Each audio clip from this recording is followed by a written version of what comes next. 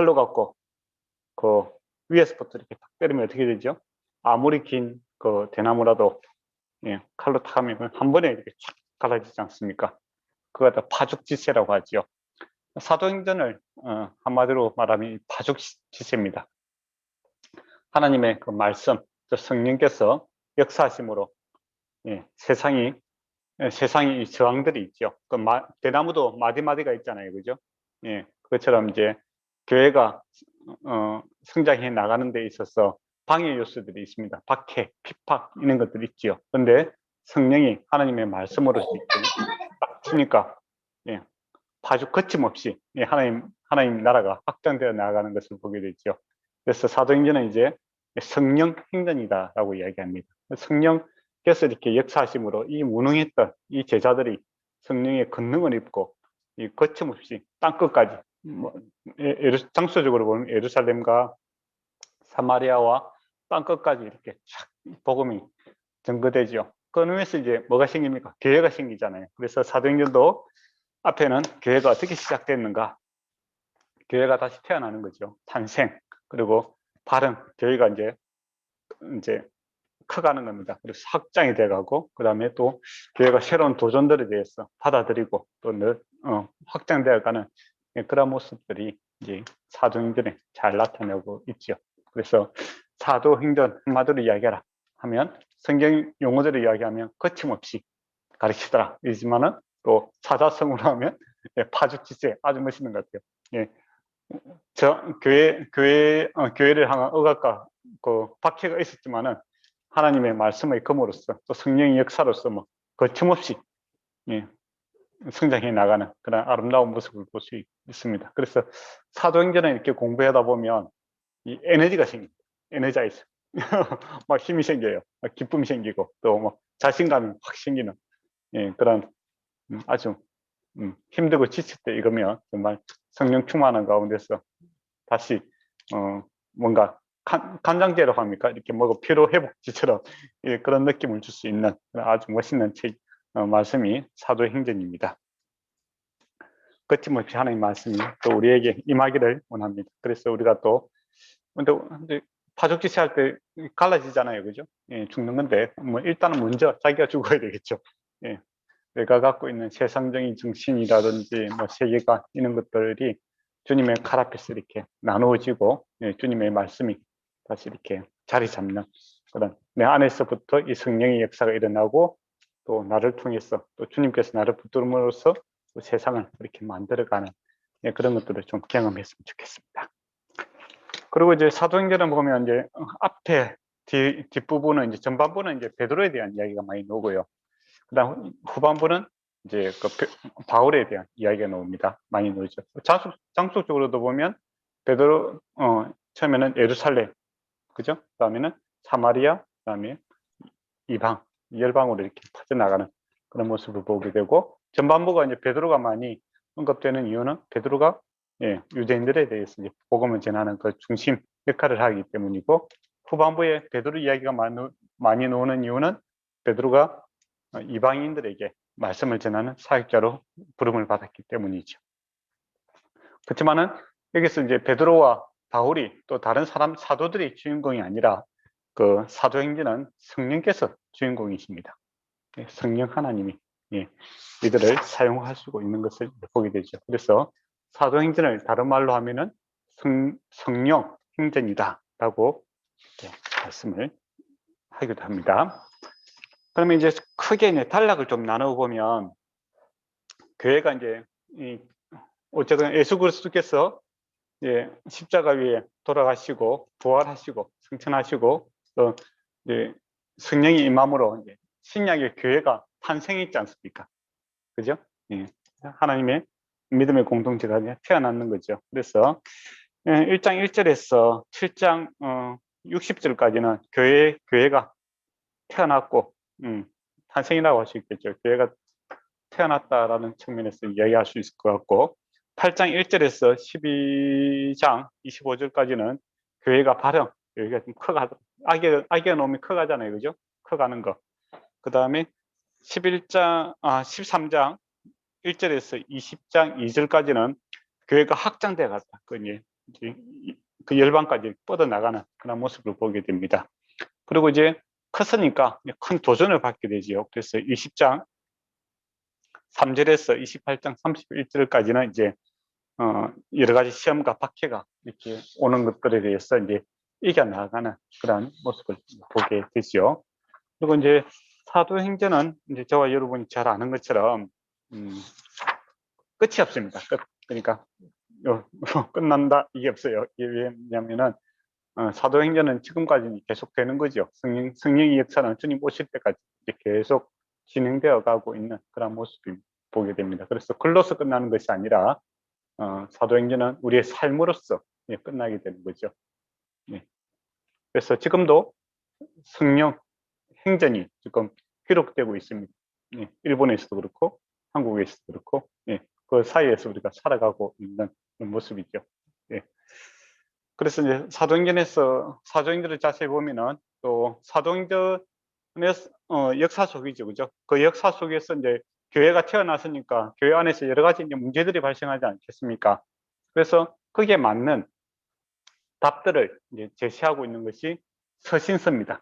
예, 바울 서신, 뭐 로마서라든지 고린도 전후서라든지 이런 것들은 이 교회가 태어났고 성장해 나가고 또 세상으로부터 이렇게 도전들이 있죠. 그 도전들에 대한 답들을 갖다가 제시하고 있는 거죠. 그래서 서신서들을 갖다가 잘 이해를 하려면은 이 사도행전은 좀 잘 알아야 됩니다. 아, 그때 왜 무슨 일이 있었고, 예, 그래서 이제 이런 편지가 오고 갔구나라는 것을 알 수 있겠죠. 그래서 사도행전을 좀 알고 이제 서신을 보면 도움이 많이 됩니다.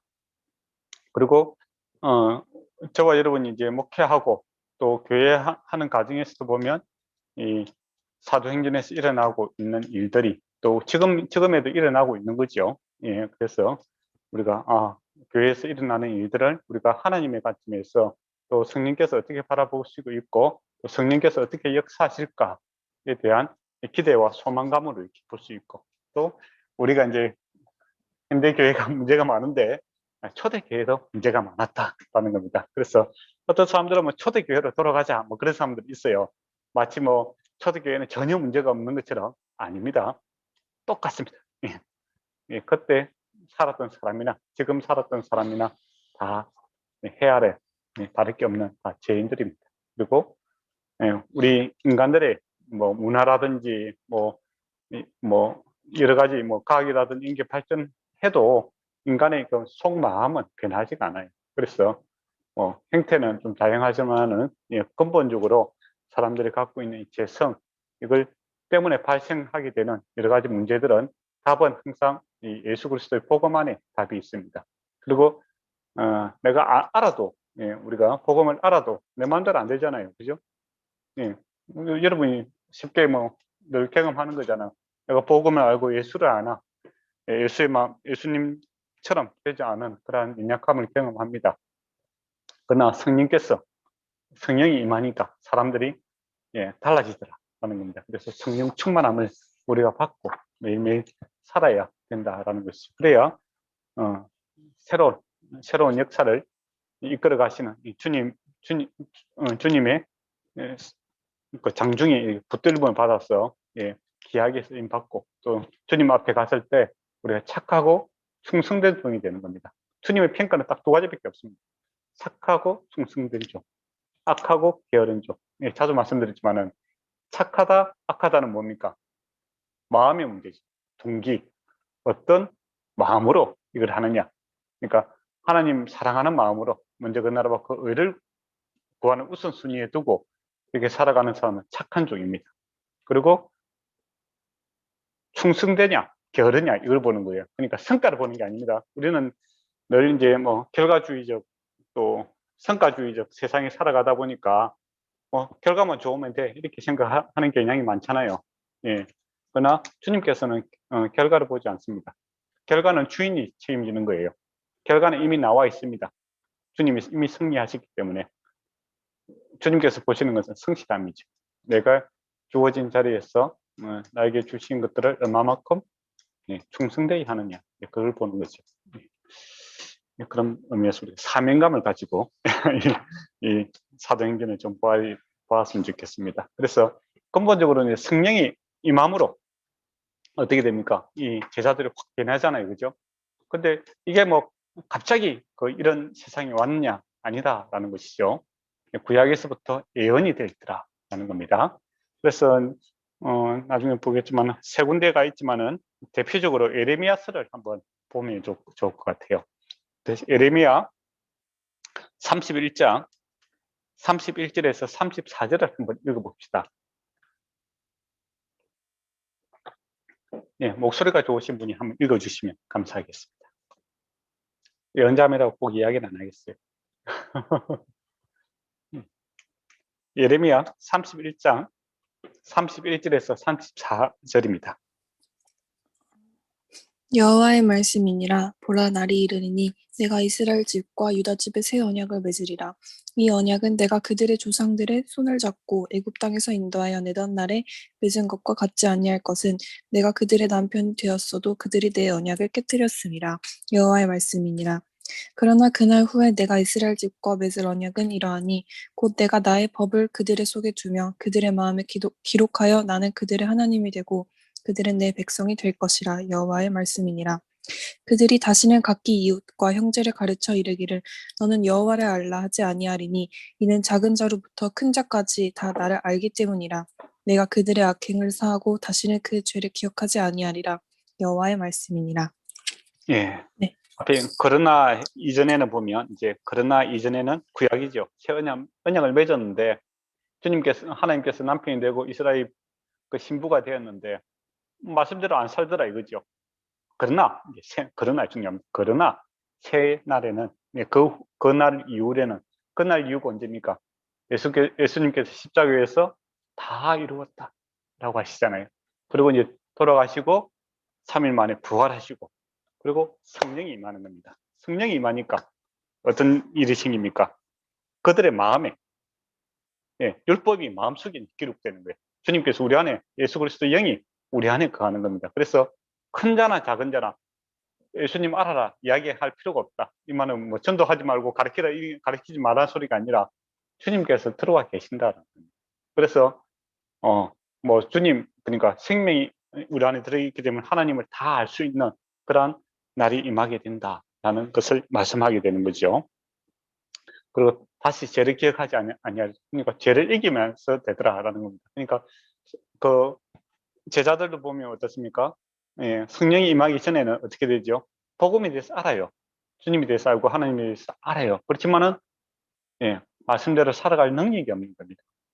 그래서 뭐 주님 부활하신 거 보고 뭐 나는 안 되겠다 하고 고기 잡으러 가고 그러잖아요. 그러나 성령이 임하니까 이 두려워 떠든 자들이 각자의 마음속에 불이 막 우리 좀 이따 보겠지만 불이 혀처럼 이렇게 갈라져서 내려오잖아요.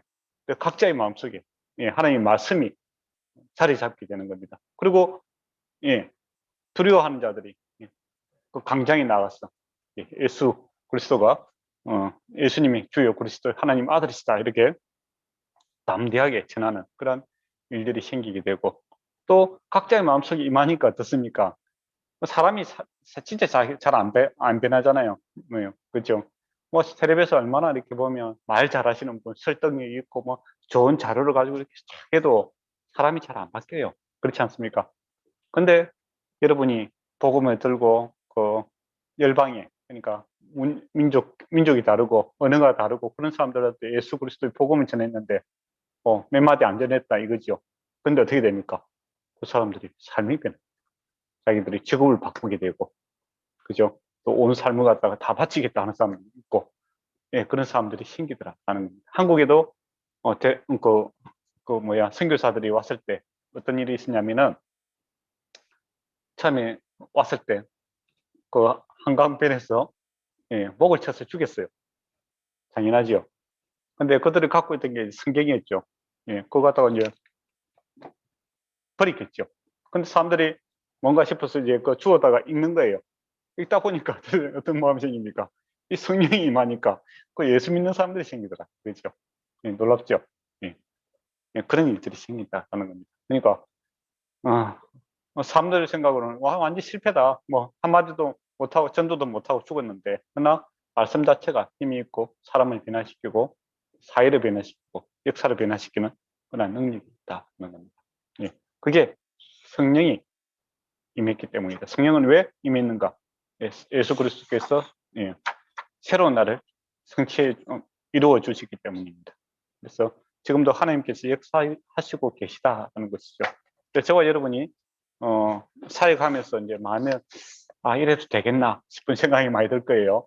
예, 나 같은 자가 말도 잘 못하고 또 이렇게 뭔가 많이 부족함을 우리가 항상 느낍니다. 그러나 이 부족한 자들을 통해서 주께서 강한 자들을 부끄럽게 하는 그런 성령의 역사가 필요하죠. 그리고 사역하면 할수록 이게 사람의 일이 아니라 하나님의 일이다 라는 겁니다. 그게 큰 위로가 됩니다. 하나님께서 준비하시고 하나님께서 하실 것이다 라는 기대와 소망 가운데 이 일들을 해나가게 되면 우리가 정말 하나님이 살아계시구나 라는 이 하나님의 그 임재하심과 또 역사하심을 경험할 수 있는 그런 놀라운 체계가 있습니다. 근데 사역을 같이 하더라도 예, 예, 그 성령께서 그 주도권을 갖다 내가 가지려고 되면은 많은 스트레스가 쌓입니다. 해도 안 되는 것이 목회고, 가르쳐도 사람은 변하지 않더라. 그렇다고 해서 내가 열심히 한다고 해서 내 삶이 좀 나아지는가? 그것도 아니더라. 라고 해서 좌절하는 사람도 있습니다.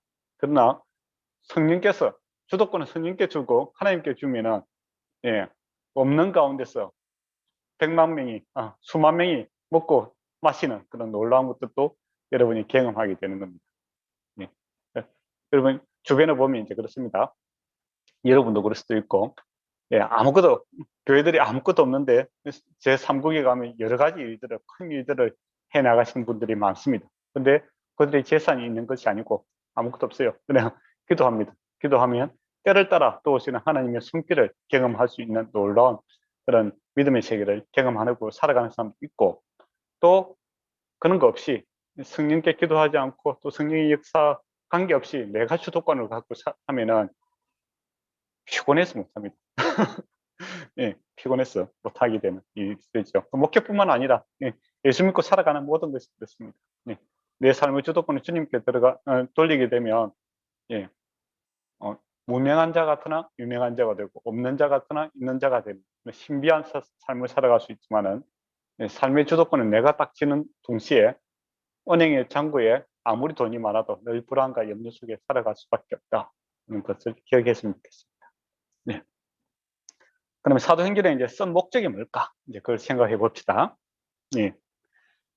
사도행전은 이제 그 누가복음하고 이게 관계가 있잖아요, 그죠? 데오빌로 이게 이제 가 이제 그 누가복음은 그 예수 그리스도 복음이 어떻게 시작됐는지에 대해서 기록하고 있는 거고, 이제 그 연장선상에서 이제 교회가 이제 어떻게 태어났고 어떻게 성장하고 있는 것을 이제 데오빌로에게 이야기를 하고 있습니다. 데오빌로는 하나님을 사랑하는 자라는 이제 뜻입니다. 그러면 이제 이 사람이 실존 인물일 수도 있고, 안 그러면 교회 성도들의 이제 그 대표로서 그냥 이름을 하나 지어줄 수도 있겠죠. 옛날 같은 경우는 책을 갖다가 이제 돈이 있는 사람들이 어떤 주제를 주는 거죠. 요즘 프로젝트 있는 것처럼 주제를 주고 이걸 좀 책을 하나 만들어 주세요. 이제 그런 의뢰가 들어오면 이제 글을 쓰고 그렇게 했어요. 누가도 이제 그럴 수도 있는 거죠. 교회가 이제 성장해 나가는 거예요. 많은 교인들이 생기겠죠. 그때 이제 사람들이 이제 내가 예수를 믿고 있지만은 예수님은 어떤 분이시고 또 어떻게 시작됐는지는 잘 모르잖아요. 그래서 이제 우리가 뭐 교재 같은 거 만드는 것처럼 교회에서 필요로 한 겁니다. 그래서 이 헬라인들, 이방인들 입장에서 교회를 좀 잘 이해하고 싶고 예수님을 잘 이해하고 싶은 거죠. 그래서 이제 누가에게 의뢰를 했겠죠. 이제 예수님이 어떤 분이시고 또 교회가 지금 어떻게 돼가고 있는지를 좀 자료를 만들어 달라라고 하니까 이렇게 누가복음, 그 다음에 사도행전 이렇게 책이 나왔습니다. 그러면 첫 번째 것은 예수님은 누구신가? 거기에 대한 문제고, 두 번째는 예수님이 만들어 놓으신 이 교회는 무엇인가? 네, 그에 대한 답들이라고 이렇게 할 수 있겠죠. 그리고 알고 있는 바를 더 확실하게 하려 합니다. 이제 그렇게 누가복음 1장 4절에 보면 있죠. 이미 알고 있는 겁니다. 그러니까 예수님을 몰랐어. 그런 게 아니라 알고 있는데 더 확실하게 알게 하기 위해서. 또 이미 교회 다니고 있죠. 예. 데오빌로여 이렇게 되잖아요. 하나님을 사랑하는 자 아닙니까? 그러면 하나님을 사랑하는 자는 교회 다니는 사람이죠. 그렇지만은 교회에 대해서도 또 분명하게 더 확실하게 알고 싶은 거죠. 여러분이 신학을 공부하는 이유도 거기에 있는 거죠. 여러분 예수님 믿고 있잖아요. 그죠? 그러나 더 분명하게, 더 확실하게 알고 싶어서 공부를 하고 있는 거고. 여러분이 교회 다니고 있지 않습니까? 그죠? 예, 그래서 왜 또 공부를 합니까? 또 교회 성장에 대해서 왜 공부를 합니까? 더 확실하게, 더 분명하게 알고자 하는 거죠. 그러니까 실체가 있는 겁니다. 예, 실체에 대해서 더 알아가고자 하는 그 열정이 그, 그 사도행전과 누가복음에 잘 기록되어 있습니다. 그래서 나중에 시간 되시면 누가복음도 이렇게 공부해 보면 참 재밌어요. 왜냐하면 그 세상 역사 속에서 이렇게 교회 예수님께서 이렇게 태어나시잖아요, 그죠? 그래서 이 연관관계가 잘 되어 있습니다. 그래서 누가복음도 다음에 시간 되면 뭐 공부해 보면 정말 재밌습니다. 예, 그리고 1세기에 어떤 박해들이 많았어요. 그죠? 예, 1세기에 박해들이 많았으면 교회를 갖다가 핍박하는 게 많았는데, 그런데 놀랍게도 이 교회들이 이 세상의 이 도전받는 이것들에 대해서 이겨나가는 것을 보게 됩니다. 그리고 성령께서 이끌어내시고, 이끌어 가시고, 또 승리하는 그러한 교회의 모습을 이제 잘 기록하고 있죠. 그래서 이제 박해가 없다. 그게 아니에요. 박해가 없어야 성장한다. 이게 아닙니다. 교회는 항상 박해를 받아요. 그렇지만은 세상이 감당치 못하더라. 이게 이제 교회의 모습입니다. 네, 그래서 교회는 항상 약한 모습으로 있잖아요. 네, 아마 이 동경에 있는 교회도 그게 있는 제일 큰 백화점보다는 화려하지 않잖아요, 그죠? 그런 조그만 교회예요. 어떤 보면 세상 사람들 보기에 관심이 없는 뭐 그런 곳입니다. 그러나 백화점을 망해도 교회는 망하지 않습니다. 예.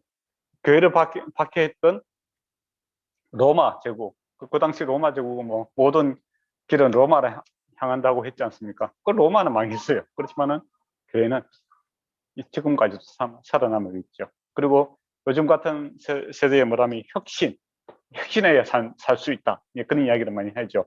모든 기업들이 뭐한 2년 단위로 막 혁신을 하지 않습니까? 예. 옛날에는 패턴이 길어가고 한 20년 뭐 그랬는데 요즘에는 2년마다 이렇게 혁신하지 못하면 도태되었어 없어지는 그런 세상이잖아요. 예. 그런데 교회를 보면 참 혁신이 안 돼요. 그렇지 않습니까? 뭐 프로젝트 이런 거 해도 뭐 학교보다도 못하고 그리고 또 뭐 스타일도 보면 1세기에 예배 드리는 모습이나 지금 드리는 모습이나 비슷하잖아요. 그죠? 그리고 목사님들도 그렇게 혁신적인 사람들이 아닙니다. 예, 연예인들처럼 이렇게 뭐 화려하고 시대에 이렇게 변화에 잘 따라가는 그 시스템 내지는 또 뭐 옷을 입는 패션이라든지 그런 또 인물들이 아니잖아요, 그죠?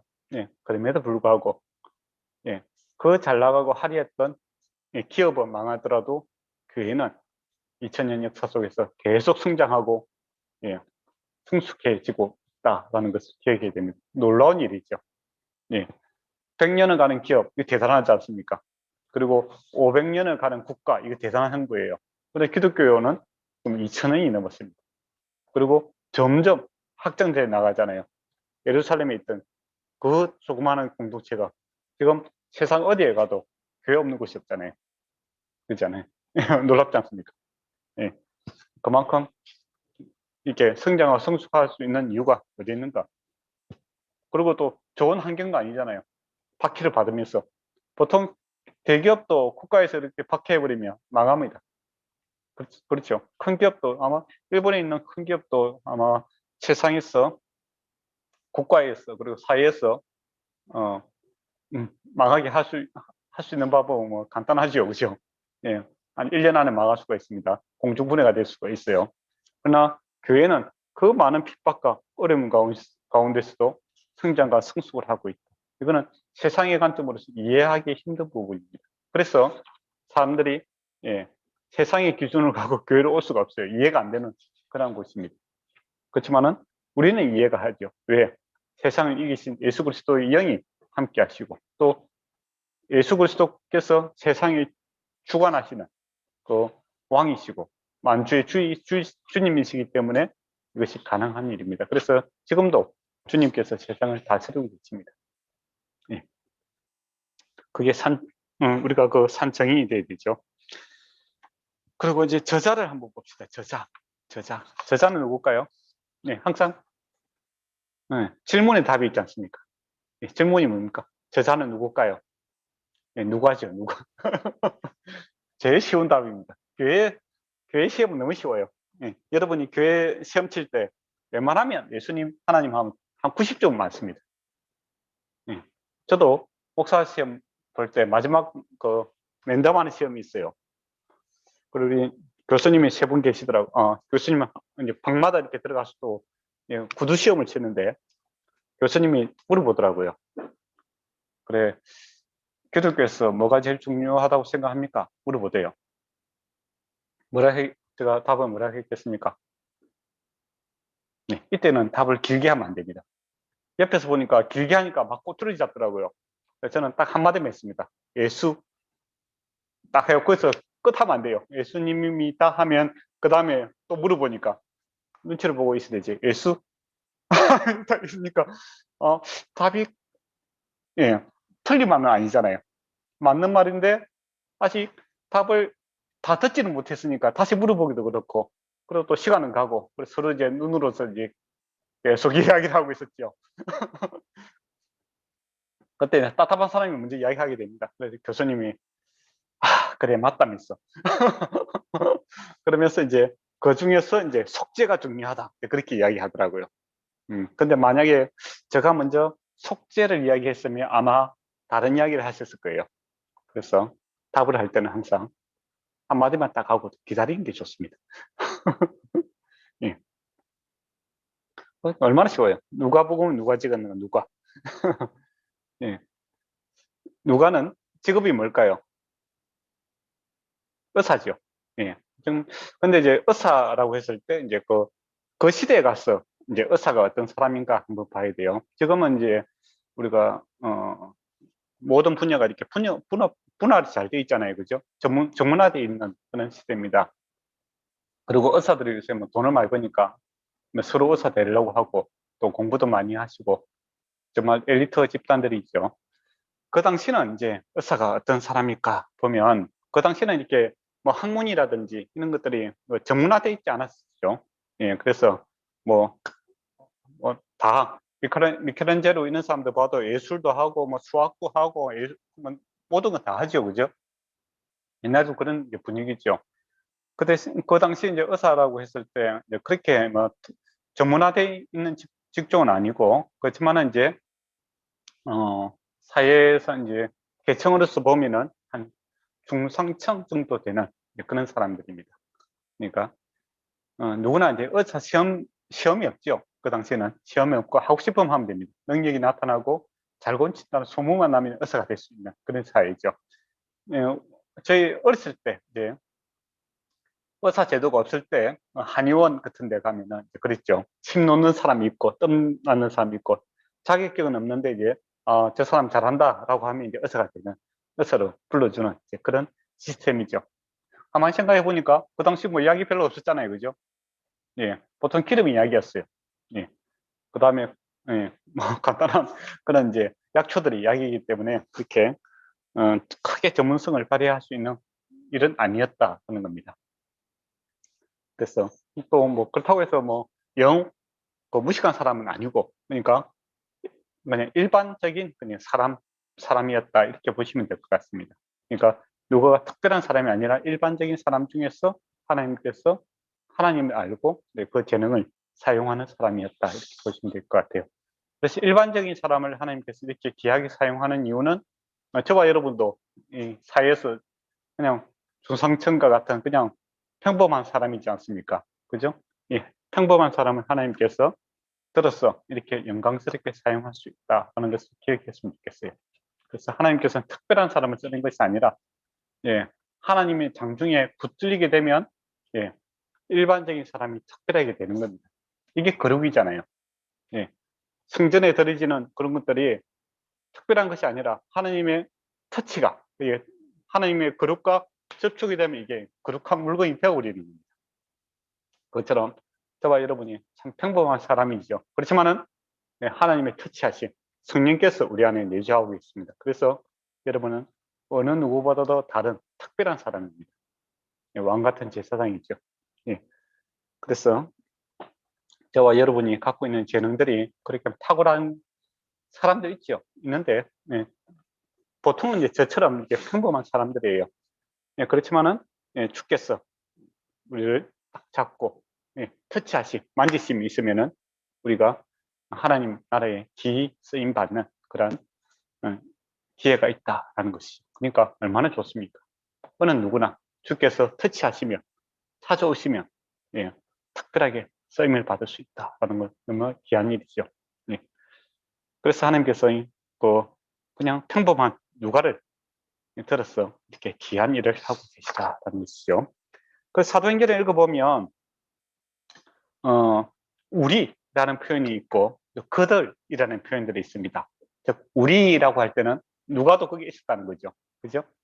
그들 할 때는 그때는 누가가 거기 없었다. 이제 그렇게 될 수 있겠죠. 그래서 누가가 이제 사도행전에 언제 등장하냐면 16장 10절에서 17절, 그러니까 이때가 언제냐면 바울이 그 2차 선교 여행을 하잖아요. 그죠? 가다가 드로아에 머물게 됩니다. 그때 이제 그 마게도니아로 넘어가기 전에, 예, 그때 이제 누가를 만나게 되죠. 그러고 나서 이제 조금 있다가 헤어지고 또 사도행전 20장 5절에서 21장 18절에 또 만나게 됩니다. 그때 3차 선교 여행 때 바울 일행이 그리스로 가는 길에 빌립보를 경유를 하게 됩니다. 그때 그때도 누가가 이제 합류하지 않죠.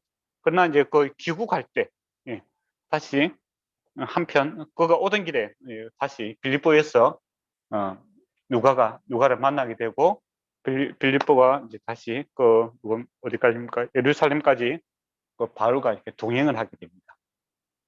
그리고 세 번째 언제 나타나냐면 사도행전 27장 1절에서 28장 16절. 이때가 언제냐면 바울이 그 예루살렘에서 체포되어 갖고, 그죠?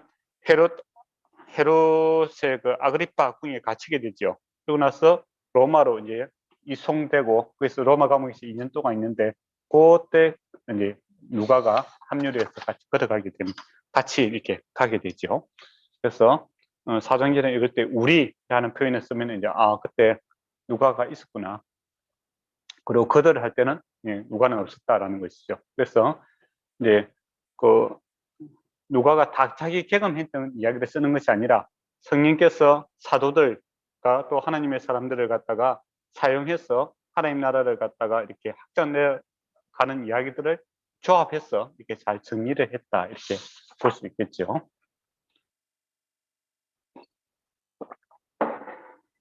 그리고 이제 사도행전의 이제 구조를 좀 생각하면 누가복음은 어떻습니까? 누가복음 보면은 갈릴리에서부터 시작돼요. 갈릴리에서부터 사마리아를 통해서, 예, 좁혀서 이제 예루살렘으로 갑니다. 그리고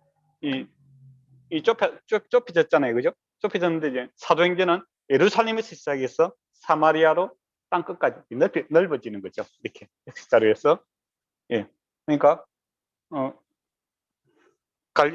누가복음에는 갈릴리에서 사마리아, 예루살렘, 예수 그리스도가 정점이 있는 거죠, 그 안에, 그죠?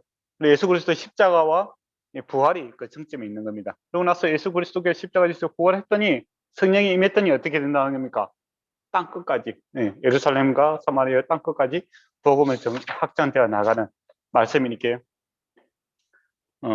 예수 그리스도 말씀처럼 예수 그리스도께서 다 이루심으로 또 그 복음이 다 이루어지고 그 결과물로서 성령이 임함으로써 예수 그리스도의 말씀이 성취가 되어가는 그런 모습을 보게 됩니다.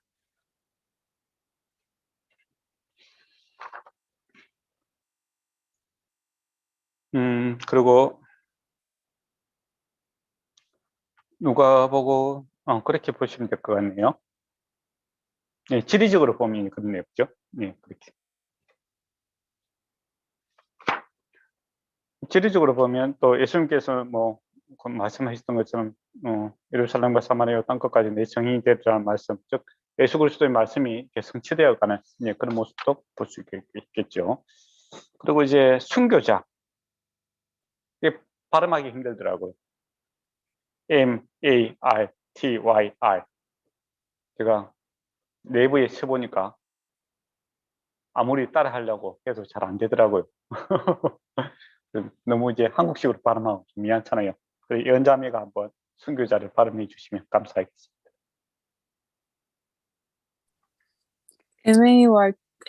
MARTYR요? 예, 예. 말절? 맞습니다. 예, 네이버에서 썼던 그 발음입니다. 예, 그게 이제 순교자라는 뜻인데 그 단어가 어디에서 왔냐면은 바로 사도행전에 나오는 정인 같은 말투라고 합니다. 예, 그러니까 그 당시 정인들이 뭡니까? 목숨 걸고 복음을 전했다라는 것이죠. 그러니까 순교자가 정인들이 예수 그리스도의 증거하고 나서 죽더라는 겁니다. 예, 목숨 걸고 증언하더라. 근데 목숨 걸고 증언하는 사람들이 왜 그리 많아지는가? 예, 많잖아요, 그죠? 근데 목숨도 아까워하지 않는 사람들이 왜 그리 많은가? 그 많은 가치가 있고 또 그 안에서 성령께서 역사하시기 때문에 가능한 일이다라는 겁니다. 그래서 저와 여러분도 예수 그리스도의 정인들인데 순교자란 이름으로 불리게 된다라는 겁니다. 예, 그러면 이 말씀 증거 정인하는 거 이거는 예수 그리스도께서 십자가 지시는 것처럼 저와 여러분도 십자가 지려야 되는 거고 또 주님께서 그것으로 끝나는 것이 아니라 성령이 하나님의 능력으로 다시 부활한 것처럼 정인들이 순교자의 아름다운 모습으로 이름으로 불리지게 되는 것이죠. 그래서 저와 여러분이 갖고 있는 이 복음의 가치는 목숨보다 더 귀하다는 것이 증거가 되고 있죠. 그러니까 순교자라는 뜻이 정인에서부터 왔다라는 겁니다. 이 사도행전에 오는 그 단어를 갖다가 그대로 가져와서 사용하고 있습니다.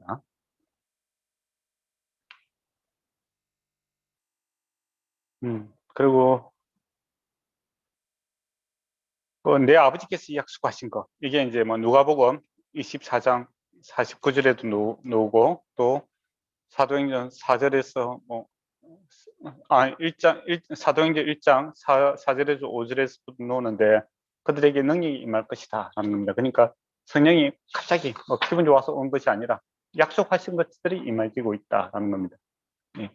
그래서 하나님의 약속이 성취가 되고 또 뭡니까? 하나님께서 우리에게 약속하신 그것이 반드시 성취가 될 겁니다. 뭡니까? 주님 다시 오실 것이고 또 세상 끝날까지 너와 함께 할 것이고 내가 세상을 이겨노라 하는 그 말씀들이 이 사도행전의 역사 속에서 그대로 성취가 되어가는 것을 우리가 경험할 수 있다는 것이죠. 그리고 아까 전에도 말씀드렸지만은 사도행전은 결말이 없다. 깔끔하게 끝나지가 않습니다. 그거는 저와 여러분이 글로서 끝나는 것이 아니라 삶으로서 완성이 되어야 되는 거고 지금도 성령께서 교회들을 통해서 계속 역사하고 있기 때문이다라는 겁니다. 예, 그러면 이제 우리가 사도행전 이제 본문을 한번 보도록 하겠습니다. 예, 사도행전 1장을 보도록 하겠습니다.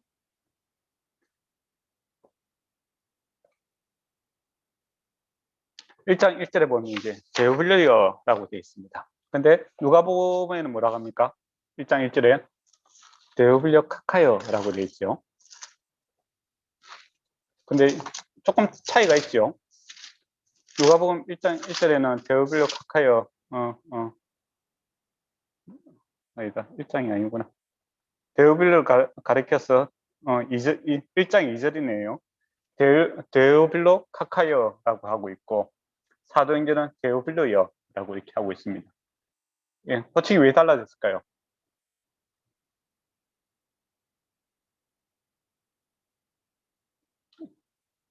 입금이 되어서 그럴까요? 카카 할 때는 이제 높이 부른 거고, 예. 되어빌려 하면은 수평적인 관계로 부르고 있지 않습니까? 예. 그러니까 복음을 이제 소개할 때는, 예, 마치 그 사회적 직분 이런 게 중요한 거죠. 그래서 소개하고 그 사람이 예수를 믿었더니 이제는 뭡니까? 그리스도 안에서 한 형제입니다. 그래서 사회적인 직분 각하는 빼고 한 형제로서, 예, 더빌려리어 이렇게 부르고 있다는 것이죠. 예, 그리고 이제 먼저 쓴 글에는 무릇 예수께서 행하시고 가르치시기를 시작하신부터 그가 택하신 사도들에게 성령을 명하시고 성취할 날까지 기록하였습니다. 이거는 뭡니까? 누가복음에 있는 내용입니다. 예, 앞에 일부, 그러니까 책을 쓰면 일부, 2부가 있죠. 일부 누가복음에 있었던 내용을 요약하고 있죠. 예, 예수님께서 며칠 있다가 승천하셨죠? 40일. 그죠? 그러면 예수님께서 이제 오순절날 이렇게 이 땅에 성령께서 임하시지 않습니까? 그러면 며칠 만에 왔을까요? 예수님 올라가시고 며칠 만에 성령이 임했습니까?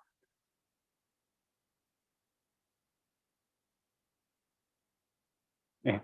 우리가 이제 미적분을 못해도 항상 산수는 할 줄 알아야 돼요. 예. 오순절이라는 게 50이잖아요. 그죠? 그러니까 언제부터 세는 겁니까? 6월절부터. 6월절부터. 예. 6월절부터 50일 되는 날이 오순절이에요. 그러니까 오라는 것은 5시라는 뜻이고 순이라는 것이 10이라는 뜻입니다. 그러니까 5 곱하기 10 하면 50일이잖아요. 그죠? 예. 그래서 77절 하면 77이 49. 그 다음 날이 오순절이에요. 예. 그러면 그 세는 날이 6월절부터 세시잖아요. 그죠? 6월절 날 예수님께 돌아가셨잖아요. 그죠? 3일 만에 부활하셨지 않습니까? 그리고 그 40일을 계셨잖아요. 그죠? 이 땅에 계셨잖아요. 부활하시고. 그리고 승천하셨어요. 그러면 오순절날 성령이 임했으면 며칠 만에 왔었죠? 네. 일주일인가요? 그렇죠. 똑똑하십니다. 맞잖아요. 그죠? 예. 완벽합니다. 우리가 학교 다닌 보람들이 있죠. 맞잖아요. 그죠? 예. 그리고 계산 좀 해와야 됩니다. 일주일 만에 오셨다. 그러니까 예수님께서 승천하시고 나서 너무, 오랫동안 제자들을 방치하고 있는 것이 아니었다는 것이죠. 이게 예수님께서 승천하시고 일주일 만에 이제 오셨다는 것을 기억했으면 좋겠습니다. 그리고 그 기간 동안 제자들이, 예, 기도하고, 예, 기다리고 있었다는 것이죠. 3절에 보면, 예, 그가 고난받은 후에, 예, 또한 그들의 확실한 많은 증거로 친히 살아계심을 나타내 40일 동안, 예, 그들에게 보이시며, 예, 하나님 나라의 일을 말씀하셨다. 그러니까 40일 동안 예수님께서 다시 재교육을 하셨다는 것이죠. 예, 그 제자들이 들었지만은 잘 이해가 안 됐던 부분이 많았잖아요. 그죠? 깨우침에 우리가 뭐 요한복음 보고 마태복음 봐도 제자들이 이야기를 해도 잘 못 알아들어요. 됐어요. 다시 이제 그 사건들을 갖다가 재해석을 하는 거죠. 그러니까 어떤 관점에서 예수 그리스도의 십자가와 부활이라는 관점에서 다시 가르치고 말씀을 이제 그 이야기를 해주십니다. 그러면서 소망을 불어일으키는 거죠. 성령이 임할 것이다. 두려워하지 마라, 염려하지 마라 하는 이야기를 합니다. 그리고 이제 분부를 하십니다. 4절에 보면 예루살렘에 떠나지 말고 내게서 들은 바 아버지께서 약속하신 것을 기다리라. 그러니까 왜 떠나지 말라고 했겠습니까? 충분히 떠날 수 있는 사람들이거든요. 예, 두렵잖아요. 예수님이 지금 부활하시는 거 보고도 고기 잡으러 갔는데, 그죠? 근데 지금 예수님께서 승천해버리면 제자들이 일주일 동안 견딜 수가 없는 거예요. 예, 두려워갖고. 예, 그러니까 다시 이야기하는 거죠. 떠나지 말고, 예, 기다리고 있으라. 하나님이. 예. 그리고 약속하신 것을, 아버지께서 약속하신 것을 기다리라. 하나님께서 약속하신 것을 기다리라. 하나님의 뜻이 있다, 계획이 있다라는 것이죠. 요한은 물로 세례를 주었으나 너희는 맨날이 먼저 성령으로 세례를 받으리라. 하나님께서 약속하신 게 뭡니까? 성령을 주실 것이다. 그 이야기를 하는 거예요. 근데 우리 입장에서는 그게 참 쉬워요. 그렇지 않습니까? 다 아니까. 예. 근데 그 당시 제자들의 입장에서는 이게 이해가 안 되는 거예요. 사실 이해는, 머리로는 이해가 되지만은 참 이게 받아들이기가 힘든 상황이었습니다. 저번에도 말씀드렸지만은 이 성령이 임한다라는 것은 어떤 특정한 시대에 어떤 특정한 인물들에게 임시로 왔다가 떠나는 그런 것이었죠. 그리고 최근에 있었던 사람이라고 한다면 세례 요한 같은 사람, 예. 그런 게 아주 위대한, 여자가 낳은 자 중에서 제일 크다고 이야기하지 않습니까? 그만큼 위대한 사람들, 예. 그런 사람들에게 예, 만 임하는 게 성령이라고 생각하는데, 나 같은 뭐 어부, 나같이 또 예, 예수님 모른다고 도망가 버린 사람, 이런 사람들에게 성령이 임한다. 이건 예수님께서 뭐 은혜로 임한다고 이야기 계속 했겠죠. 그렇지만은 이 아직까지 경험이 없기 때문에 참 이해하기 힘든 부분입니다. 그리고 이 아버지의 약속대로, 그러니까 이것이 뭐 어떤 개인들의 그 특정 제자들의 그 성량이라든지 능력에 따라서 주어지는 것이 아니라 이것은 하나님의 약속 때문에 주어지는, 은혜로 주어지는 것이다 하는 것을 이야기를 하고 있죠. 기다려야 된다 이야기를 합니다. 그래서 6절을 보면 그들이 모였을 때에 예수께서 여쭈어 이르되 주께서 이스라엘 나라를 회복하심이 이때이니까 하니, 예. 또 제자들 입장에서는 이제 그 이스라엘 회복 관심이 많은 거죠. 그 앞에서부터 계속 이게 민족적인 그 회복, 지금 그 노마로부터 억압당하고 있고 이 정치 문화적인 관점에서 계속 생각하고 있는 거예요. 그러니까 아직까지도 이게 하나님 나라 이해가 잘 못하는 거예요. 그거는 이제 우리 성도들 삶 속에서도 이제 잘 이해가 할 수 있습니다. 예수 그리스도, 예수 믿고 복 받으세요라고 하면 사람들이 제일 먼저 생각하는 게 뭡니까? 세상적인 복을 이야기하죠.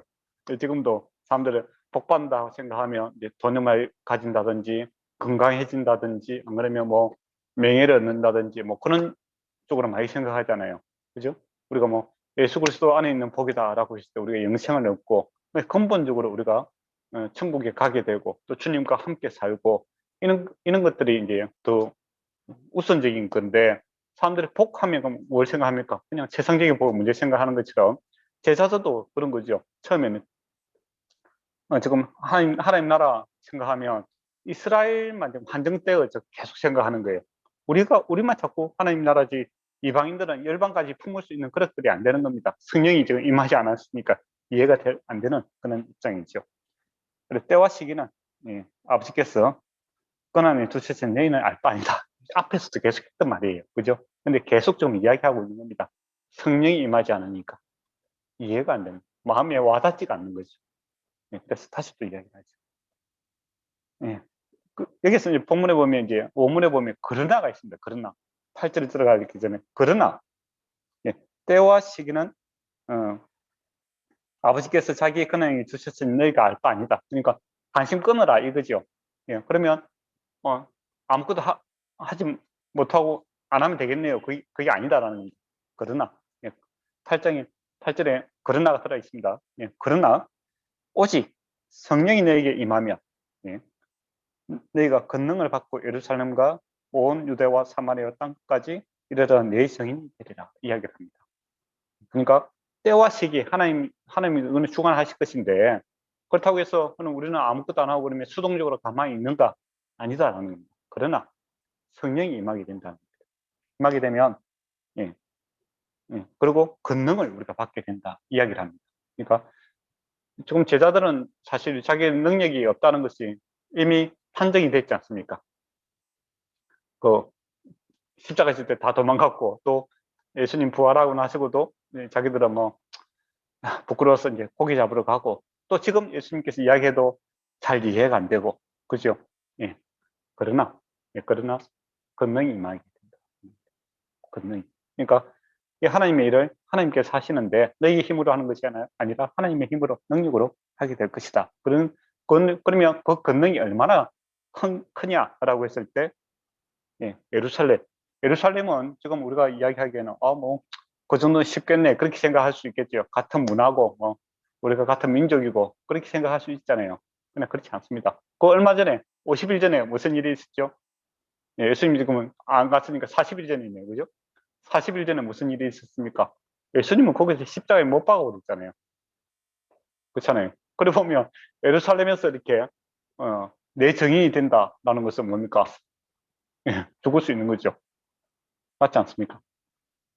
그러나 예, 권능이 임함으로 이 죽음의 자리, 예수님을 죽였던 그 자리에서 너희가 정인이 될 수 있다는 겁니다.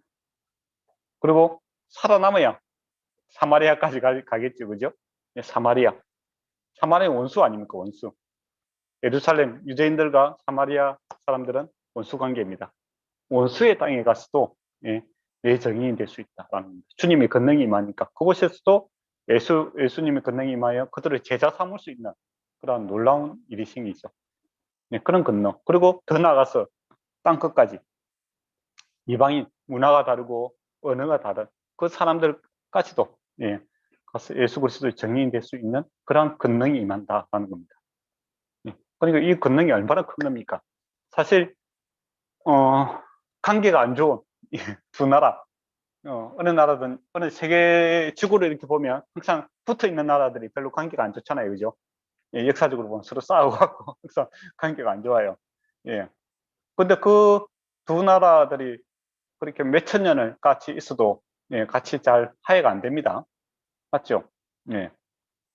그런데 복음이 임하니까 주님의 권능이 임하면 어떻게 된다는 겁니까?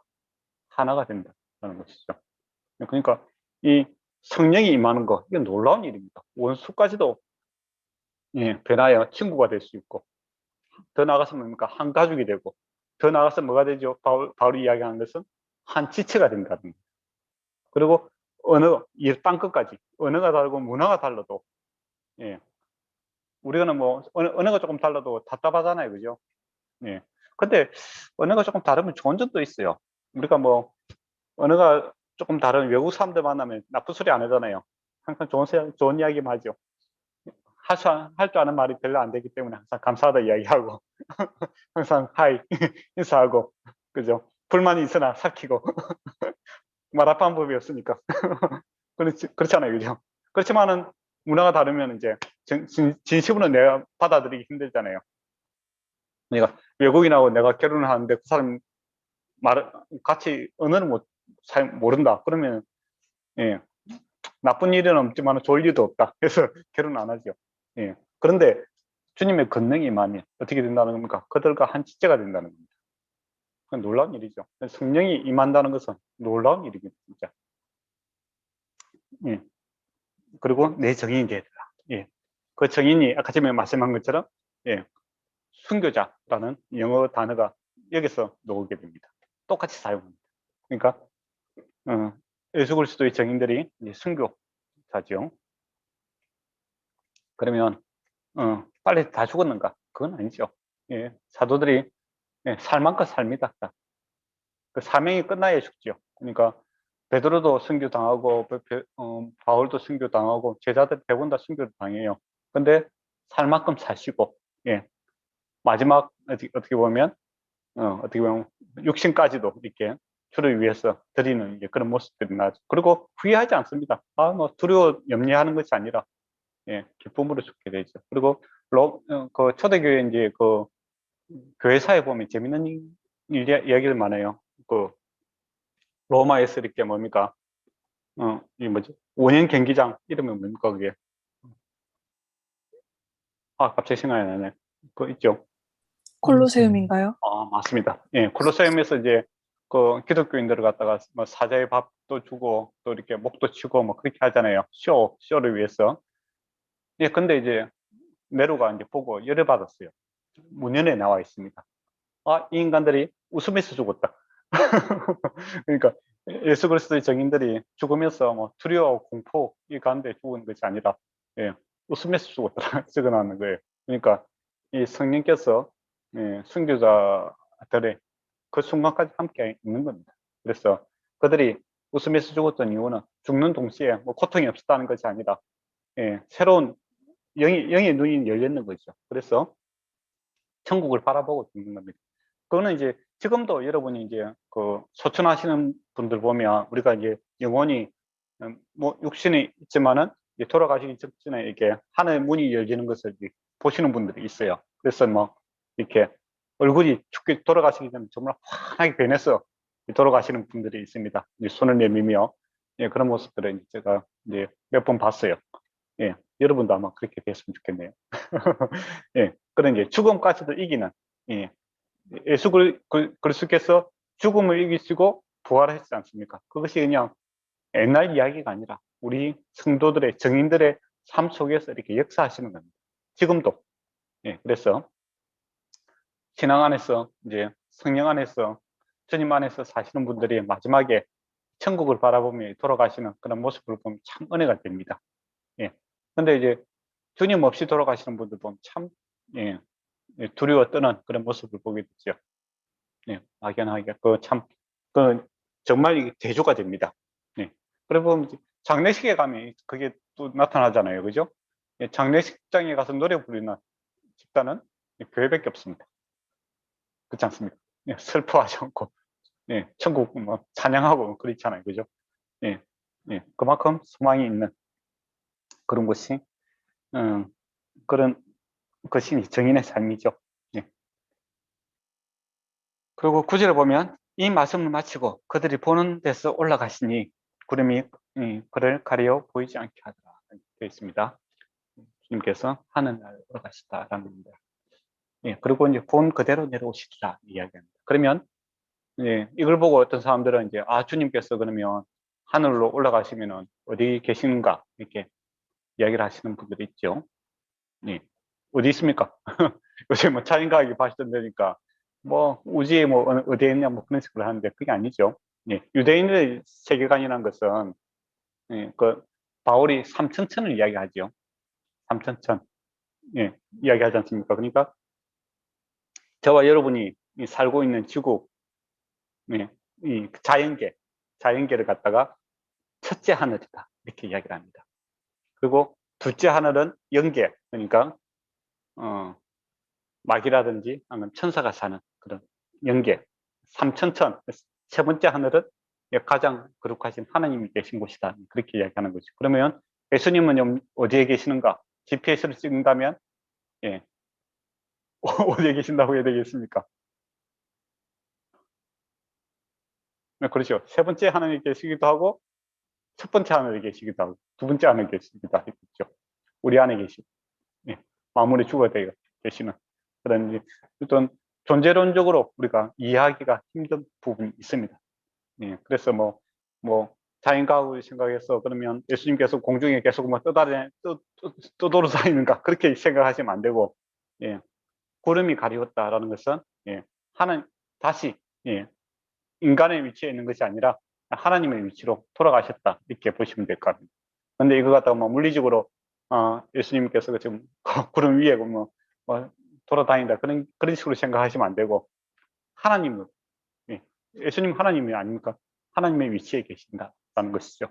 그래서 예수님은, 예, 하나님이시다라는 겁니다. 그리고 오실 때도 어떻게 오신다는 겁니까? 예, 처음에 오실 때는 인간의 몸으로 오셨죠. 그러나 다시 오실 때는 하나님으로서 만왕의 왕으로서 만주의 주로서 통치자로서 또 심판자로서, 예, 오시게 될 것이다. 그런 이야기를 하고 있는 겁니다. 예, 문학적 표현이기도 하고 사실적인 표현이기도 합니다. 그래서 그 의미를 갖다가 잘 알려고 해야 되지 요즘에 있는 과학적인 접근으로 그걸 해석하면 안 된다라는 것이죠. 그리고 본 그대로 오시리라 라고 합니다. 그러니까 예수님이 언제 오실 것인가, 이단들이 이제 그런 걸 시한부 종말론자들 이야기 많이 하는데 거기에 대한 관심은 전혀 가질 필요가 없습니다.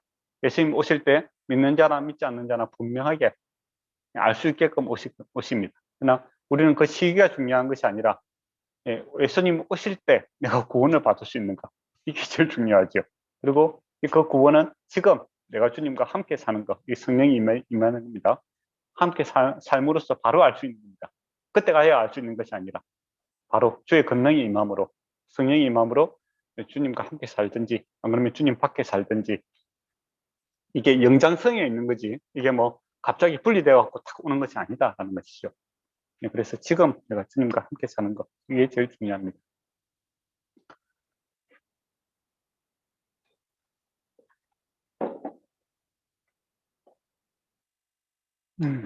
그리고 아까 전에 성령이 임하는 거, 아까 전에 우리가 그 예레미야 읽었는데 예레미야도 이 말씀이 있고, 그러니까 31장 31절에서 34절에도 있고, 에스겔에도 나옵니다. 에스겔 37장 14절에도 나오고, 또 요에서도 나오죠. 요에서 2장 28절에서 32절에도 나와 있습니다.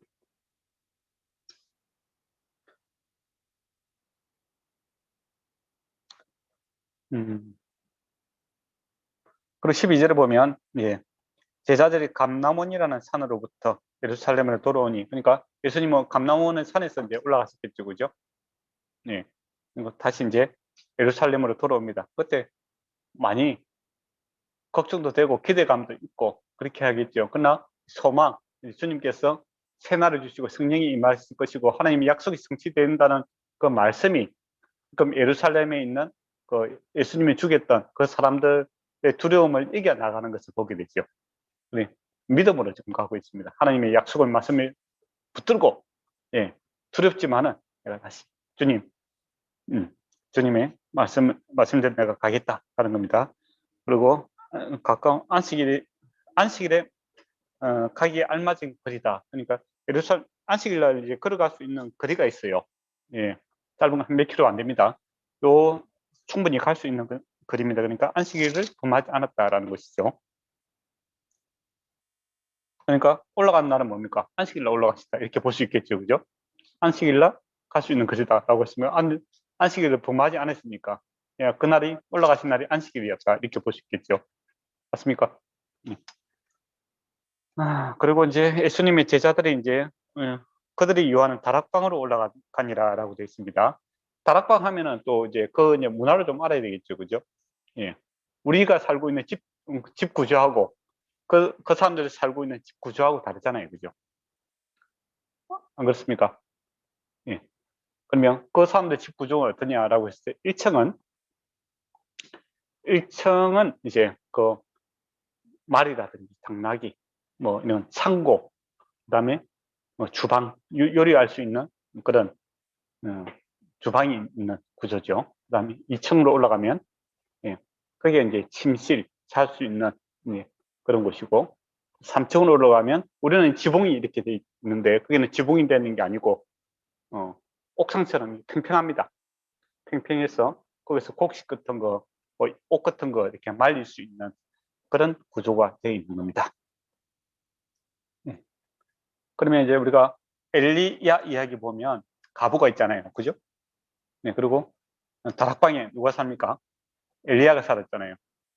그러면 3층 구조가 아니니까 그 가부가 자기 그 집을 갖다가 엘리야에게 그 제공하고 자기는 밑에서 부엌에서 그 아이와 같이 함께 살았다라는 결론이 나오겠죠. 다락방에 올라갔다. 그런 구조가 이제 많더라고요. 저도 이제 중국의 산악 지역에 가니까 1층에는 이제 짐승을 키웁니다. 돼지도 키우고 소도 키우고, 2층에는 사람이 살아요. 그리고 3층에는 곡식, 그러니까 옥수수 같은 걸 이렇게 저장고로 이렇게 사용을 하더라고요. 그런 구조로 이렇게 보시면 될 것 같습니다. 그리고 13절에 보면 제자들의 이름을 기록하고 있는데 그 세롯이 시몬이라고 되어 있죠. 세롯인이다라는 것은 열심당원을 가리킵니다. 열심당원. 열심당원과 마태, 세립 마태와 이제 같이 있다는 것은 참 놀라운 일이죠. 마태복음에는 자기가 세립 마태다 이제 그렇게 기록하고 있는데 사도행전은 누가가 썼죠. 근데 굳이 마태보고 또 세례다라고 하면 이상하잖아요. 그래서 그거는 빼고 마태가 있습니다. 근데 열심당원인 그 시몬과 같이 있다는 것은 예수 그리스도의 공동체가 어떻다는 겁니까? 옛날 같으면은 세례와 그 열심당원이 만나면 칼부림 나는 겁니다. 서로 죽이는 그런 관계지만은 이제는 주님 안에서 한 형제요 자매가 됐다라는 것이죠. 그러다 보면 예수님 말씀대로 사마리아에 가서 내 정인이 되리라라는 것이 이미 예수 그리스도의 제자의 공동체 안에서 성취가 되고 있다는 겁니다. 원수도 하나 되어 있는 그런 모습을 보게 되고, 또 예수님의 이제 제자들, 동생들도 그곳에 같이 있습니다. 14절에 보면 여자들과 예수님의 어머니 마리아와 예수님의 아우들도 있더라. 예수님의 아우들이 어떤 아우들입니까? 예, 예수님 돌아가시기 전까지는 예수님을 믿지 않았던 사람들입니다. 예, 그렇잖아요. 정치하시려면 이 갈릴리 총구석에 있지 마시고, 예, 예루살렘으로 가세요. 예, 그렇게 이야기했던 사람들이 예수님의 제자들이죠. 믿지 않았습니다. 그런데 예수님의 십자가와 부활을 보고 그들이 예수님을 받아들이죠. 그래서 예수님의 그 아우 야고보는 나중에 사도행전을 보면 야고보가 아닌 노는데 예수님의 제자 야고보는 빨리 죽습니다. 그죠? 예, 빨리 죽어요. 예, 순교하시잖아요. 그죠? 빨리 제일 먼저 순교하시고 제일 늦게까지 살아나신 분 계신 분이 요한이죠. 사도 요한. 관계잖아요. 그죠? 근데 이제 또 야고보가 나오는데 그 야고보는 예수님의 동생 야고보입니다. 이 동생 야고보는 예루살렘에서 중요한 역할을 하게 됩니다. 베드로와 함께. 예, 그러니까 예수님의 그 제자들, 형제들이 믿지 않았는데 예수님의 십자가와 부활을 보고 믿는 사람이 되고 예수님을 이제 주로 그리스도로 고백하는 이제 그런 사람들이 되었습니다. 그리고 여전히 이제 여인들이 많습니다. 여인들과 또 마리아와 그 마리아들이 이제 그곳에 있죠. 그게 이제 중요한 모습입니다. 그러니까 정통 그 유대인들 입장에서 보면 이 상당히 남성 위주의 사회였거든요. 그런데 교회가 예, 남녀 구별 없이 예, 이 여인들이 예수 그리스도의 정인을 역할을 하게 되고 또 교회의 중요한 역할들을 해 나가는 것을 보게 됩니다.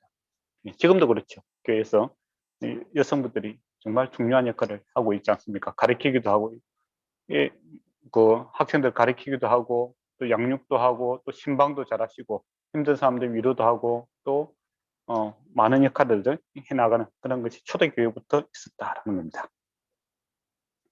그리고 이제 그들 모여서 뭐 했냐라고 했을 때 마음을 같이하여 어떤 마음을 같이 했을까요?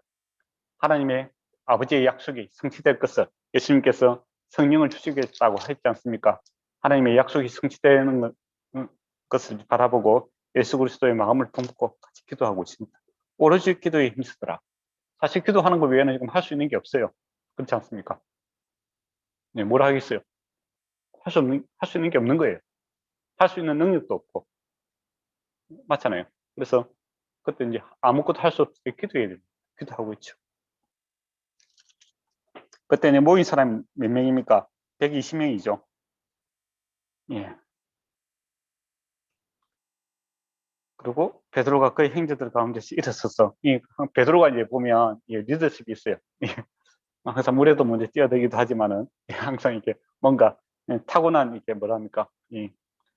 그런 은사가 있었던 것 같아요. 형제들아 성령이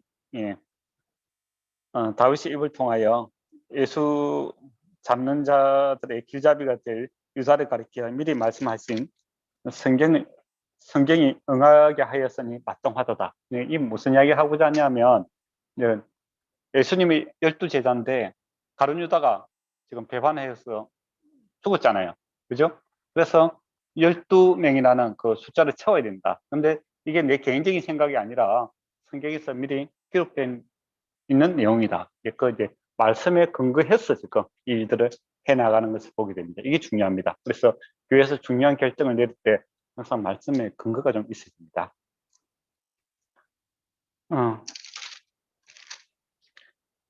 그래서 17절에 이 사람은 본래 우리 예수 가운데 참여하여 이 직무를 한 부분을 맡았던 자라.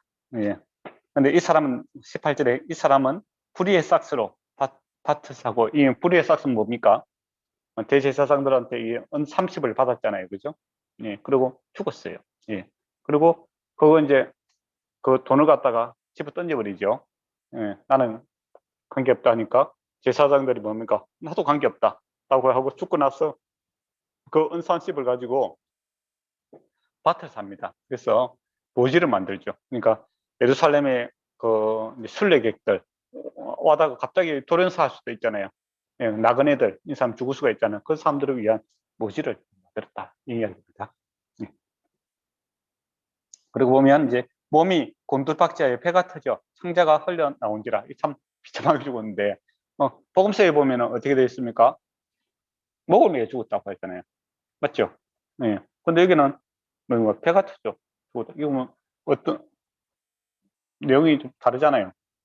그럼 어떻게 해석해야 되겠습니까? 연결성상이 있는 거죠. 그러니까 가룟 유다가 나무에 달리게 목을 매여 죽는 거예요. 근데 그 가지가 부러지겠죠. 땅이 떨어졌어요. 떨어지면서 어떻게 되겠습니까? 예, 예, 좀 비참한 이야기지만 배가 터졌는 거죠. 그리고 짐승들이 와서 먹었겠죠. 그러니까 이게 이제 가장 비참한 죽음입니다. 이거는 뭐 어느 문화나 다 그런 것 같아요. 우리도 한국 문화에도 보면 객사하다 이런 말이 있죠.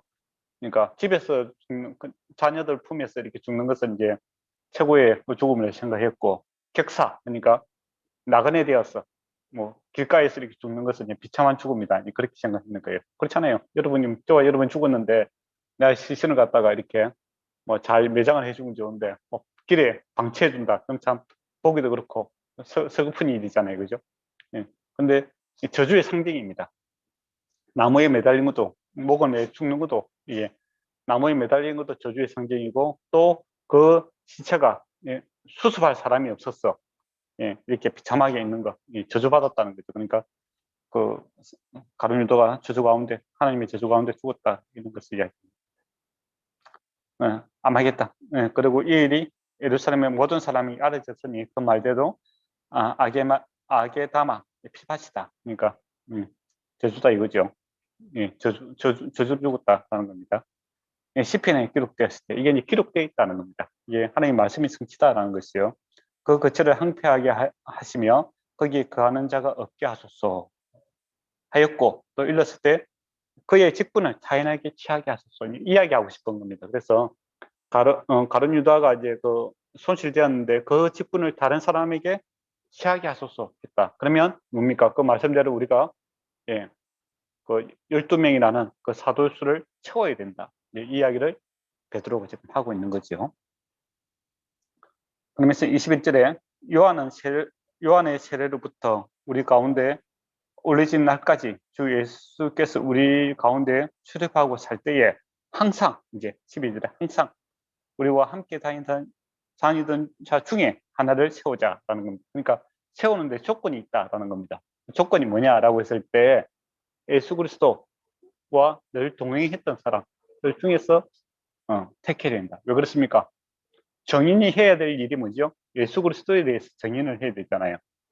맞잖아요. 그렇다면 예수 그리스도를 잘 아는 사람을 세워야 된다는 겁니다. 그러면 우리는 이제 생각하기에 예수 그리스도와 12명의 제자만 항상 같이 다니는 걸로 생각했는데요. 베드로의 말을 들어보니까 어떻습니까?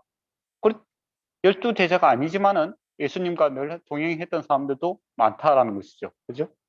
예. 예, 그들 중에서 이제 한 명을 택해야 된다라는 겁니다.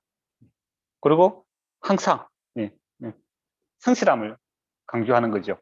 예, 정인이 해야 될 게 뭡니까? 종이 해야 될 게 착하고 충성된 종이잖아요. 이거는 예수 그리스도의 메시지에 대한 내용을 한다면 예수 그리스도의 삶에 대해서 잘 아는 사람, 그리고 성실한 사람, 항상 같이 있었던 사람. 그러니까 왔다 갔다 하는 사람이 아니라 항상 같이 있었던 사람 중에서 해야 된다. 이 말을 또 베드로가 한다는 게 좀 재밌지 않습니까? 자기는 도망가고 말이야. 그렇잖아요. 자기는 도망가고 그럴 수도 있죠. 뭐. 기준은 그렇다 이거죠. 네, 성실해야 된다 겁니다. 그리고 예수께서 부활하심을 증언할 사람이 되게 하여야 하리라. 그러니까 이 사실에 대해서 잘 알고 있는 사람, 그리고 성실한 사람을 우리가 하자라고 하니까 이제 딱 두 사람이 나왔는 거예요. 23절을 보면 두 사람을 세운, 하나는 바사바. 예, 바사바는 뜻이 안식의 아들이다라는 뜻입니다. 그리고 별명은 유수도. 유수도는 정의롭다라는 뜻이죠.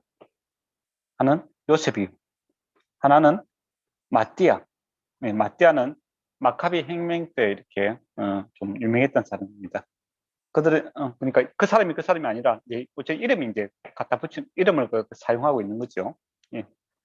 그들의 기도하여 이르되 무사람의 마음을 아시는 주여. 예, 이거 이제 최종 결정은 이제 하나님께서 하셔야 된다 이 말입니다. 예, 이 두 사람 중에 누가 주께서 택하신 바가 되어 봉사와 해야 될 일을 가리키는 봉사하는 일이고 또 사도의 직분을 대신 사도의 직함을 이제 대신한 일이다라고 딱 정의합니다. 그리고 유다는 이 직분을 버리고 제 곳으로 갔다. 저주의 길로 가는 거죠. 이렇게 해서 뽑았더니 마띠아가 이렇게 뽑혔습니다. 예. 그리고 그 수에 이제 들어가더라라고 되어 있죠. 그 보면 이게 참 보면 마띠아가 이렇게 뽑혔잖아요. 그죠? 그러면 이제 세상적인 방법을 하면 마띠아에 대한 설명이 더 길어지게 되잖아요. 그렇지 않습니까? 근데 여기서는 떨어진 바사와에 대한 유스도에 대한 설명이 좀 더 깁니다. 그죠? 그러니까 좀 마음이 좀 섭섭한 사람을 좀 더 예, 예, 좀 더 길게 설명해주고 있는 그런 배려가 보인다는 겁니다. 이게 참 중요합니다. 그러면 이런 걸 보고 어떤 사람들은 교회에서 그러면 목사, 장로, 집사 이런 것도 제비 뽑기 합시다. 예, 그렇게 이야기하면 여러분은 어떻게 해야 되겠습니까?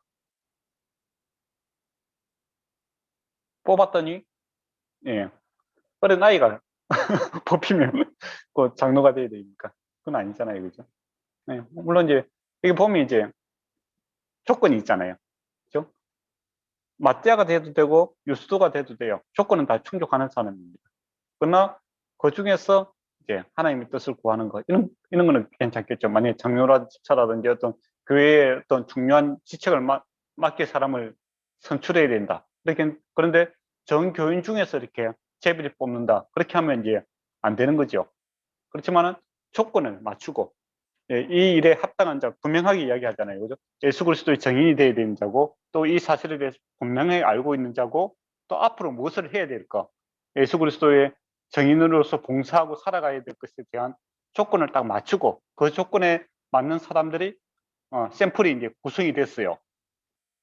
근데 이 어느 누가 해도 이제 상관이 없는 입장에서 이제 티오가 이제 부족할 경우에 이렇게 채비를 뽑는다. 그거는 이제 문제가 되지 않겠죠. 맞지 않습니까? 근데 조건을 맞추지 않고 무작위로 이렇게 추첨해서 뭐 직분을 세우자. 그거는 옳지 않다라는 겁니다. 맞죠? 예. 그걸 이제 생각을 해야 됩니다. 그래서 이제 여러분이 이제 교회에서 가장 어려운 목회를 하다 보니 가장 큰 문제가 뭐냐면 사실은 이 직분자를 세우는 겁니다. 집사라든지 권사라든지 장로 세울 때 교회가 가장 시끄러워요. 다 뭔가 좀 하고 싶은 그런 생각이 있거든요. 그리고 이것도 보면 마띠아가 이렇게 됐는데 떨어진 그 뭡니까 유수도에 대해서 좀 더 자세히 설명을 해주잖아요. 그러니까 선출이 된 사람은 관계없는데 떨어진 사람은 되게 섭섭해요. 그리고 또 옆에서 시선이 곱지가 않는 거야. 저 사람은 그래도 하나님께서 선택 안 했다. 그러니까 이 사람은 하나님께서 선택했다면 반대말은 뭡니까? 이 사람은 하나님께서 선택하지 않았다는 거잖아요. 그러면 이때까지 열심히 했는 거 좀 내가 인정을 못 받는 것 같기도 하고 또 사람들한테 인정을 못 받는 것 같기도 하고 섭섭하게 생각이 들 수밖에 없습니다. 맞잖아요. 그것 때문에 이제 교회를 떠나는 경우도 제가 많이 봤고 우리 교회는 아니고 그런 사람들이 많아요. 뭐 장로 직분에서 이제 떨어지면 교회로 옮기는 사람도 있고 또 집사에서 안 되면 또 교회로 옮기는 사람도 있고 그게 이제 다른 사람의 시선도 그렇고 뭐 자기 마음도 섭섭하고 뭐 그게 복합적으로 일어나는 겁니다. 그래서 여기도 보면 사도행전도 뭡니까 떨어진 유수도에 대해서 좀 더 설명을 잘 해주잖아요. 예, 그만큼 어떤 이제 선출된 사람보다도 어떻게 보면 그 떨어진 사람에 대한 배려와 또 관심과 사랑이 더 필요한 겁니다. 그래야 이게 공동체가 이게 아름답게 가는 거고 그리고 또 선출하는 과정에서 충분히 뭡니까 조건을 맞춰주는 객관적으로 이제 조건을 맞춰주는 게 좋아요. 예, 여기서 뭐 분명한 목적이 있잖아요. 분명한 이 사람이 무슨 일을 해야 된다. 봉사해야 되는 일, 사도의 일, 그리고 이 일을 감당할 수 있는 분명한 그 객관적인 그 사실의 예수 그리스도에 대해서 알고 부활에 대해서 잘 알고 있는 사람, 그리고 성실하게 일해왔다는 그 조건에 맞는 사람. 예, 그 정도 되면 이제 떨어져도 서서함을 이기고 예, 주의 일을 뭐 직분에 관계없이 잘 할 수 있는 사람이잖아요. 그 조건에서 해야 되는데, 근데 일반적으로는 이제 그 조건을 충족하지 못하고 또 내가 장로가 돼서 또 집사가 돼서 무슨 일을 해야 하는지도 모르고 또, 또 필요에 따라서는 성실하게 일한 온 근거도 없이 뭐 교회 조건에 지금 만약에 교회 건축을 해야 되는데 그 사람이 돈을 많이 낼 수 있다. 그러면 이제 직분을 주는 경우도 있고 뭐 그런 경우가 있어요. 그렇게 되면은 예, 공동체가 많은 문제가 일어나게 됩니다. 예, 그거는 이제 여러분이 많이 듣는 이야기일 거예요. 예, 그래서 문제들은 대부분 거기서 나타납니다. 그래서 여기 사도행전에서 이야기하는 것처럼 이 사람이 직분자는 우선 세울 때 무슨 일을 해야 되는지를 분명하게 이야기하고 또 그것을 할 수 있는지 객관적이고 타당한 근거가 있어야 된다라는 것이죠. 그래야 직분을 세워야 다른 사람들도 동감을 하고 또 그분도 그 직분을 가졌다고 해서 교만하지 않고 예, 분명한 무엇을 해야 된다는 그 사명감이 있잖아요. 그래서 매진을 할 수 있고 서로 덕이 되는데 그냥 뭐 명예를 위해서 또 뭐 어떤 뭐 여러 가지 필요에 의해서 이렇게 직분들이 세워지고 또 세우고 그렇게 하면은 여러 가지 문제가 생길 수 있다라는 겁니다. 이게 처음부터 사도들이 정확하게 하는 거예요. 무엇을 알고 있고 무슨 일을 해왔고 무엇을 해야 된다. 이거 분명하게 하고 사람을 뽑았다라는 겁니다. 이게 참 중요합니다. 예. 오늘은 여기까지 하도록 하겠습니다. 혹시 뭐 질문할 거 있습니까? 저는 괜찮을 것 같습니다. 네. 저도 괜찮습니다. 감사합니다. 제가 오늘 답할 것도 없고 그래서 물어보면 무조건 예수님하고 가만히 있을 생각이었습니다. 네. 그러면 오늘 누가 기도해 주시겠습니까? 예, 기도해 주시기 바랍니다. 하나님 아버지, 오늘부터 사도행전을 통해 함께 또 말씀을 공부하고 알아가게 해주심에 감사를 드립니다. 예수님으로부터 예수님에 의해 시작된 복음이 수천 년이 지난 지금까지 성령님의 역사하심으로 전해지고 또 교회들에 의해서 확장되어 가고 있습니다. 저희도 또한 천국 소망을 가지고 이 땅을 살아갈 때에 계속해서 그 사도행전을 써나갈 수 있도록 하여 주시고 주님이 주신 그 사명을 잘 감당하며 이 땅을 살아갈 수 있도록 하나님 도와주시옵소서. 오늘 또 수고했을 모두를 이 주일 저녁 주님께서 주시는 평안 가운데에 잘 쉬고 마무리하여서 또 한 주간 살아갈 때에 새 힘 주실 하나님을 믿고 의지하면서 또 하나님과 함께 동행하며 그렇게 한 주간을 힘을 내서 살아갈 수 있도록 함께하여 주시옵소서. 감사를 드리며 예수님 이름으로 기도드렸습니다. 아멘. 네.